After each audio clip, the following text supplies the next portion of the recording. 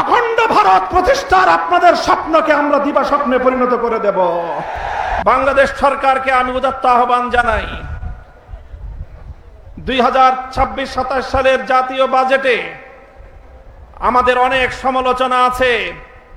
আমরা আমাদের সমালোচনাগুলোকে যথাযথ যৌক্তিক ভাষায় সংসদে এবং রাজপথে আমরা উত্থাপন করছি এবং করেই যাব।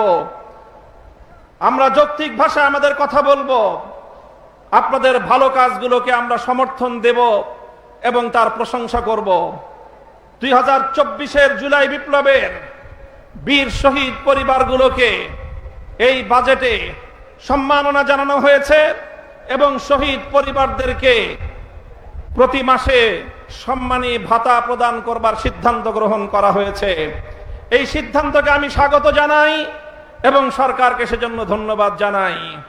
তবে সেই সাথে বলতে চাই, 2024-এর বিপ্লবের ভিত রচিত হয়েছিল, পাটাতন রচিত হয়েছিল 2013 সালের শাপলা চত্বরে। সেই শাপলার বীর শহীদ পরিবারদেরকেও একই সঙ্গে রাষ্ট্রীয় সম্মাননা এবং স্বীকৃতির জোর দাবি জানাচ্ছি। যদি আপনারা সেটা করতে ব্যর্থ হন, তাহলে প্রমাণ হবে আপনারা প্রকৃত অর্থে ইসলাম, মুসলমান এবং মদিনার ইসলামের যে কথা বলেন, ধোঁকাবাজি ছাড়া আর কিছুই নয়। স্পষ্ট ভাষায় বলতে চাই, মাননীয় প্রধানমন্ত্রীকে বলবো, আপনাকে ব্যক্তিকেও সম্মান জানাই, আর বিশেষ করে শহীদ প্রেসিডেন্ট জিয়াউর রহমান বেগম খালেদা জিয়ার সন্তান হিসেবে আপনার প্রতি আমাদের বিশেষ সম্মান রয়েছে। আমরা সবিনয় অনুরোধ করব, বিভ্রান্তি সৃষ্টি করে ঘোলা পানিতে মাছ শিকার করবার শেখ হাসিনার রাজনীতি করবেন না। আপনি সুস্পষ্ট বিভ্রান্তি সৃষ্টি করছেন। আজকে আসার পথে শুনলাম কক্সেস বাজারে প্রধানমন্ত্রী তার বক্তব্যে বলছেন বিরোধী দল নাকি বাজেটে, জাতীয় বাজেটে মদের দাম এবং বিড়ির দাম বৃদ্ধি করে মদের উপর, বিড়ি সিগারেটের উপর অতিরিক্ত কর আরোপ করার নাকি বিরোধী দল অসন্তুষ্ট হয়েছে। নাউজুবিল্লাহ। আমরা পরিষ্কার ভাষায় বলি, প্রধানমন্ত্রী, আপনার মুখে এই ধরনের পাতলামি মোনাকা মার্কা বক্তব্য মানায় না। আপনি মদ নিষিদ্ধ করেন, আপনি জুয়া নিষিদ্ধ করেন, মাদকের সমূলে আগ্রহ উৎপাদন করেন। বিরোধী দল আমরা আপনাকে সব ধরনের সহযোগিতা প্রদান করব। বিভ্রান্তি সৃষ্টি করবার চেষ্টা করবেন, রাজপথে আমরা মোকাবেলা করব। আপনি এভাবে একের পর এক বিভ্রান্তি তৈরি করছেন। আপনি বলছেন জুলাই সনদ অক্ষরে অক্ষরে বাস্তবায়ন করবেন। আপনি জুলাই সনদকে বাস্তবায়ন করবেন না, আপনারা আপনাদের নোট অফ ডিসেন্ট বাস্তবায়নের মাধ্যমে একদলীয় বাকশালী শাসন কায়েম করবার চেষ্টা করেন। আমাদের পরিষ্কার বক্তব্য, গণভোটের মাধ্যমে বাংলাদেশের 70% মানুষ যে ম্যান্ডেট প্রদান করেছে, সংবিধান সংস্কারের মাধ্যমে সংবিধান সংস্কার পরিষদ গঠন করে সে রায় বাস্তবায়ন করার জন্য যা করতে হয় বিরোধী দল আন্দোলনের মাধ্যমে আদায় করে ছাড়বে ইনশাআল্লাহ। সংগ্রামী সাথী ও বন্ধুগণ, আমার সর্বশেষ বক্তব্যের পয়েন্ট হলো, যে আধিপত্যবাদের বিরুদ্ধে, যে দিল্লির দাসত্ব এবং গোলামীর শৃঙ্খলকে ভেঙে 2024 সালের জুলাই যোদ্ধারা বাংলার মাটিতে নতুন স্বাধীনতার সূর্য ছিনিয়ে এনেছে, আজ বাংলাদেশের দুর্বল পররাষ্ট্রনীতির কারণে আবার সেই স্বাধীনতার সূর্য বাংলার আকাশ থেকে অস্তমিত যাওয়ার উপক্রম হয়েছে। সীমান্ত বন্ধ হচ্ছে, আর আমাদের শিলংয়ের মন্ত্রী সাহেব, তিনি শিলংয়ে আমাদের সীমান্তে হত্যাকাণ্ডকে ঘুরিয়ে পেঁচিয়ে বৈধতা দেওয়ার অপচেষ্টা চালাচ্ছেন। তিনি বলছেন যে অবৈধভাবে সীমান্ত পাড়ি দেওয়ার সময় হত্যা করলে সেটা নাকি সীমান্ত হত্যা নয়। আমরা জনাব সালাউদ্দিন সাহেব স্বরাষ্ট্রমন্ত্রীর বক্তব্যকে ঘৃণা ভরে প্রত্যাখ্যান করি। আমরা আমাদের সীমান্তে নিরাপত্তা প্রতিষ্ঠা দেখতে চাই।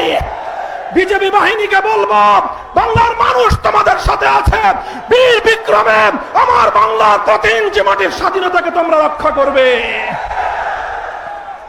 আমার সর্বশেষ বক্তব্য, আপনারা দেখেছেন সাম্প্রতিক বাংলাদেশের জন্য ভারতীয় আধিপত্যবাদ প্রতিষ্ঠার সর্বশেষ এজেন্ডা হিসেবে বিজেপির একজন রাজনৈতিক ব্যক্তিত্বকে বাংলাদেশে তাদের কূটনীতিক হিসাবে প্রেরণ করা হয়েছে। তিনি বাংলাদেশে এসে 1,140 কোটি আর বাংলাদেশের 20 কোটি মিলিয়ে 160 কোটির এক আকাশ আর এক বাতাসের গান গেয়েছেন। গল্প মনে পড়ে যায়, ছোটকালে আমরা পড়েছিলাম, কুকুর এসে, শৃগাল এসে মোরগের সাথে বন্ধুত্ব পাতাতে চায়। বলে শৃগাল মোরগকে বলে, এসো আমরা দুইজন উজু করে নামাজ পড়ি। উজু করে নামাজ পড়ার বাহানায় শৃগাল মোরগকে ভক্ষণ করবে, এই হলো তার প্রত্যাশা। মোরগও চালাক, বলে যে ঠিক আছে আপনি উজু করেন, আমি গাছের ডালে উঠে আজান দেই। মোরগ যখন আজান দিয়েছে, মোরগের আজানের ডাক শুনে কুকুর আসতেছে। এবার শৃগাল পালায়, বলে যে ইমাম সাহেব নামাজ পড়বেন না? কয় না, আমার উজু ছুটে গেছে, আমি উজু করে আসি।